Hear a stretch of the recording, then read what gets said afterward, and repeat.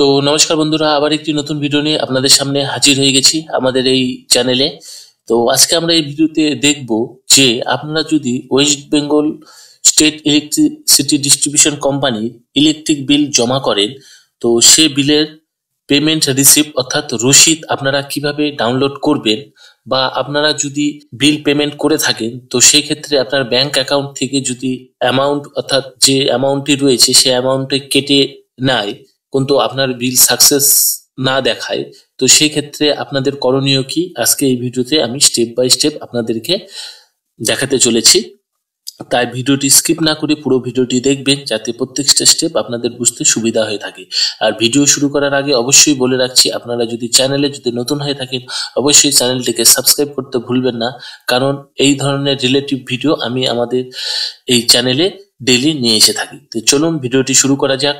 তো আপনাদের যে ওয়েস্ট বেঙ্গল ইলেকট্রিসিটি যে রয়েছে অর্থাৎ WBSEDCL, তো সেখানে সেটাতে আপনারা যদি বিল পেমেন্ট করেন তো সে আপনারা গুগল পে, ফোনপে বা যে কোনো ক্ষেত্রে পেমেন্ট করুন না কেন, অর্থাৎ অনলাইনে বা এনএফটি বা যেভাবে আপনারা করুন না কেন, তো তার যে অফিসিয়াল ওয়েবসাইট রয়েছে, তো অফিসিয়াল ওয়েবসাইটে আপনারা চলে আসবেন। আসার পর এখানে দেখবেন ডাউনলোড পেমেন্ট রিসিপ্ট বলে একটি অপশন পাবেন। কারণ আপনারা যদি ফোনপে, গুগল পে থেকে পেমেন্ট করে থাকেন তো সেক্ষেত্রে আপনাদের যে গুগল পে বা ফোনপে বা যে কোনো পে থেকে আপনারা করুন, সেইটার একটা রিসিপ্ট দেয়, যেটা রিসিপ্ট আপনাদের শুধুমাত্র ওই অ্যাপসের মাধ্যমে আপনাদের ভ্যালিডেট হবে, কিন্তু আপনারা WBEDCL যে রয়েছে তো সেক্ষেত্রে ভ্যালিডেট হবে না। এবার আপনি সেখান থেকে পেমেন্ট করে আসার পর আপনারা WBSEDCL এর যে ডিস্ট্রিবিউশন কোম্পানি রয়েছে সেইটা রিসিপ্ট আপনারা কিভাবে পাবেন, তো তার জন্য আপনারা অনলাইন পেমেন্ট হিস্ট্রিতে চলে আসবেন বা অনলাইন পেমেন্ট রিসিপ্টে চলে আসবেন। আসার পর এখানে ক্লিক করার পর আপনারা সিলেক্ট টাইপ বলে যে অপশনটি পাবেন, এখানে কনজিউমার আইডি একটি পাবেন, অ্যাপ্লিকেশন নাম্বার। তো এই ক্ষেত্রে আপনারা কনজিউমার আইডিটি সিলেক্ট করবেন। তো করার পর আপনাদের সামনে প্রোভাইড কাস্টমার আইডি অর্থাৎ কনজিউমার আইডি দেওয়ার জন্য একটি ঘর চলে আসবে, সেইটাতে আপনারা ক্লিক করবেন। করার পর আপনাদের যে আইডি নাম্বারটি রয়েছে সেইটি আপনারা এখান থেকে বসিয়ে দেবেন। বসিয়ে দেওয়ার পর আপনাদের যে ক্যাপচার কোডটি রয়েছে, ক্যাপচার কোডটি আপনারা টাইপ করে প্রসিড বাটনে আপনারা ক্লিক করবেন। তো প্রসিড বাটনে ক্লিক করার সঙ্গে সঙ্গে এখানে দুটো অপশন পাবেন, একটি ভিউ সাকসেসফুল পেমেন্ট হিস্ট্রি বা ভিউ পেন্ডিং ফেলোয়ার হিস্ট্রি। তো এখানে সাকসেসফুল হিস্ট্রিতে যদি আপনারা ক্লিক করেন তো ক্লিক করার পর দেখতে পাবেন যে আপনাদের যে ইলেকট্রিসিটি বিল রয়েছে তার যতগুলো রিসিপ্ট কপি রয়েছে সেগুলো আপনার সামনে শো করবে। তো এটা WBDCL আপনি যেখান থেকে পেমেন্ট করুন না কেন, সে যে কোনো অ্যাপসের মাধ্যমে আপনি করুন না কেন, আপনাকে কিন্তু এই পোর্টালে এসে এই পোর্টালের একটি রিসিপ্ট কপি ডাউনলোড করে রাখবেন, কারণ এই পোর্টালের রিসিপ্ট কপিটি আপনাদের যে ইলেকট্রিসিটি অফিস রয়েছে সেইটাতে ভ্যালিডেট হবে। তো এক্ষেত্রে আপনাদের যে মাসের বিলের আছে এখানে আপনারা প্রত্যেক ইয়ার্সে আপনারা যে অনলাইনে পেমেন্ট করেছেন, অফলাইনে পেমেন্ট করলে কিন্তু আপনারা এখানে রিসিপ্ট পাবেন না।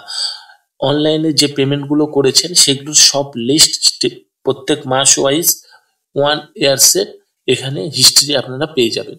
তো এক্ষেত্রে আসার পর আপনারা যে মাসের ইলেকট্রিসিটির রিসিপ্ট কপি ডাউনলোড করতে চান, এখানে ভিউ বাটনে অ্যাডোব লগো যে রয়েছে সেইটাতে আপনারা ক্লিক করবেন। এখানে আপনারা পেমেন্ট ডেট, কত তারিখে পেমেন্ট করেছিলেন সেইটাও দেখতে পাবেন। তো এইটাতে ক্লিক করার সঙ্গে সঙ্গে আপনাদের সামনে একটি নতুন ওয়েব পেজ খুলে আসবে। তো একটু লোডিং হবে পিডিএফটা।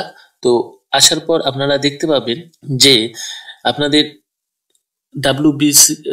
WBSEDCL এর লগো ওয়াইজ আপনাদের একটি পেমেন্ট রিসিপ্ট জেনারেট হয়ে যাবে অনলাইনের। তো এইটাতে আপনাদের যা যা নাম রয়েছে সব আপনাদের সামনে ডিটেলস শো করবে, ট্রানজাকশন আইডি, কোন মাসের বিল পেমেন্ট করেছেন সবকিছু আপনারা এখান থেকে দেখতে পারবেন, এবং ইনভয়েস নাম্বার কি রয়েছে সেইটা আপনারা কিন্তু গুগল পে বা ফোন পেতে যে পেমেন্ট করুন না কেন সেখানে কিন্তু আপনাদের ইনভয়েস নাম্বার দেখাবে না। আপনারা ওখানে পেমেন্ট করে এখানে এসে যখন ডাউনলোড করবেন WBSEDCL এর অফিসিয়াল ওয়েবসাইট থেকে, তখন ইনভয়েস নাম্বার জেনারেট হবে।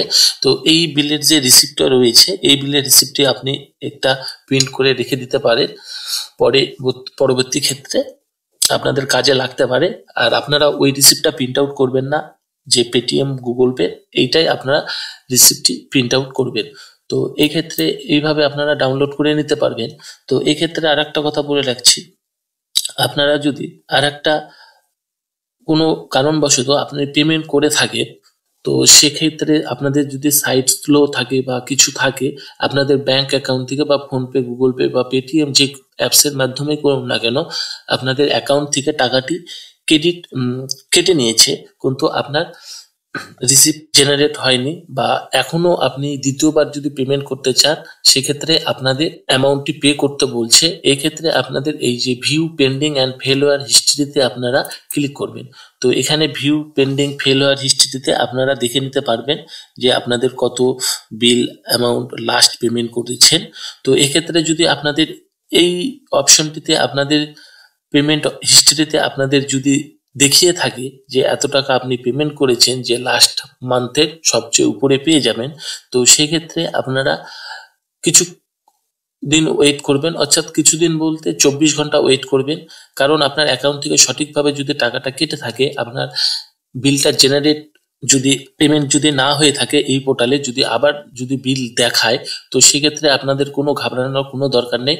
আপনাদের অটোমেটিক যে পেন্ডিং প্রবলেমটি রয়েছে, অটোমেটিক আপনাদের পেন্ডিং অপশনটি এখান থেকে উঠে গিয়ে আপনাদের ভিউ সাকসেসফুল পেমেন্ট হিস্ট্রিতে চলে আসবে। কারণ কখনো কখনো সাইটের একটু প্রবলেম হয়ে থাকে, তো সেক্ষেত্রে আপনাদের টাকা কেটে নেয়, কিন্তু আপনি যদি নতুন করে পেমেন্ট করতে চান, সেক্ষেত্রে আপনার বিল অ্যামাউন্টটি দেখিয়ে দেয়। তো দেখিয়ে দিলেও আপনাদের কোনো ঘাবড়ানোর কোনো বা টেনশনের কোনো কারণ নেই। যদি আপনার সঠিকভাবে অ্যাকাউন্ট থেকে টাকা কেটে থাকে, আপনারা নেক্সট 48 ঘন্টা ওয়েট করবেন।